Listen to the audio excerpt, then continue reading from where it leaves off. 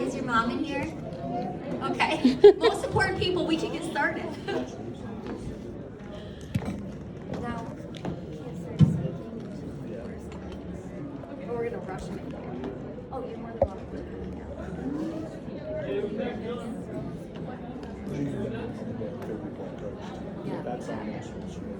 No.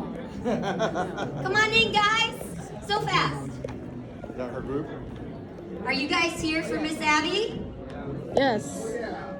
Yeah, they are. She's She's like, yeah, they're here for me. All right, guys. Yeah. All right. I'm presenting Abby Weeks from Nixa First Assembly of God. Hi, my name is Abigail Weeks.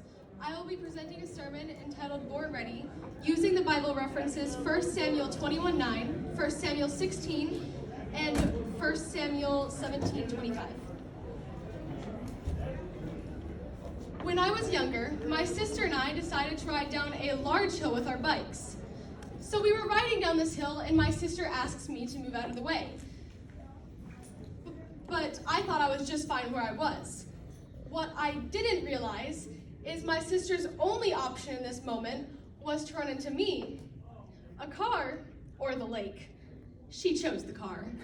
And because I thought I was amazing at riding my bike, she ended up plastered to a car, when really none of us are perfect at the gifts and talents God gives us. I would like to go over 3 different obstacles that could prevent us from using our gifts for God. My first point being people. Who are you relying on? Are you relying on people's encouragement or God? In 1 Samuel 16, Samuel is sent to Jesse's house to find the next king anointed by God. Jesse brings out 7 of his 8 sons, the 7 that he was sure would become king. But after going through all 7 sons, Samuel asks, "Is there no one else?" And Jesse replies, "Well, there's David, but he's tending the flock." So they sent for David. And as soon as Samuel saw David, he knew he was the next king. But if David had listened to what his brothers and father thought of him, if he let what people thought of him sink in instead of what God thought of him, he never would have been able to be king. There are going to be times when your friends and family aren't going to see the potential that God has put in you. But God put it there. It's not up for them to debate. We need to realize that God is not a small part of our story. We are a small part of God's story. So my first point is people, and my second is faith. Sometimes I think we all feel like David. Are you sure, God? All I have is these stones.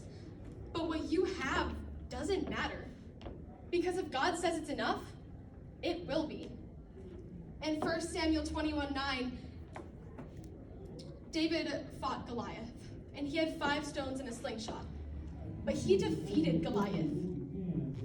In verse 45, David tells the Philistines, "You come against me with a sword, a spear, and a javelin, but I come against you in the name of the Lord of hosts, the God of the armies of Israel, whom you have defied."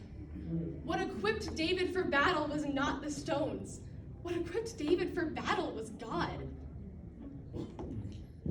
Sometimes everything around us makes us feel so very unequipped. But God wants you to fight that battle. God wants you to do whatever it is that he called you to do.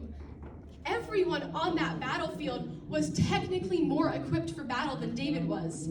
Saul's armor wouldn't even fit David, but God called him to that battle. There are going to be times when you think everyone around you is more equipped to fight the battle that God called you to, but God called you. That brings me to my third point, journeying with God.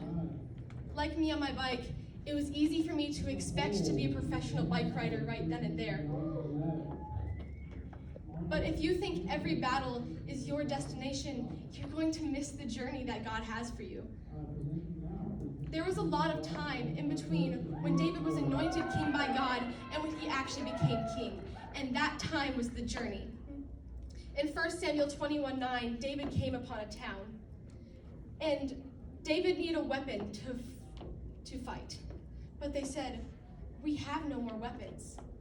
We have no more except the sword you used to kill Goliath. David needed to go through the battle of fighting Goliath before he could even obtain the tools to fight Saul. The danger as Christians is having a destination mindset, thinking that we are walking towards a destination or an end. But right now, at this very moment, you are accumulating tools to do what God has for you. The point of walking with God is not to get to the end of the story. The point is to journey with God.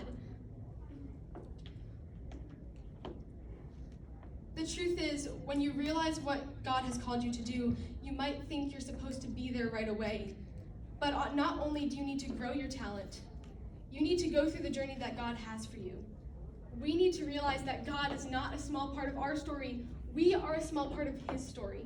In fact, we get to be a part of his story. Like me on my bike, I was not a professional day one.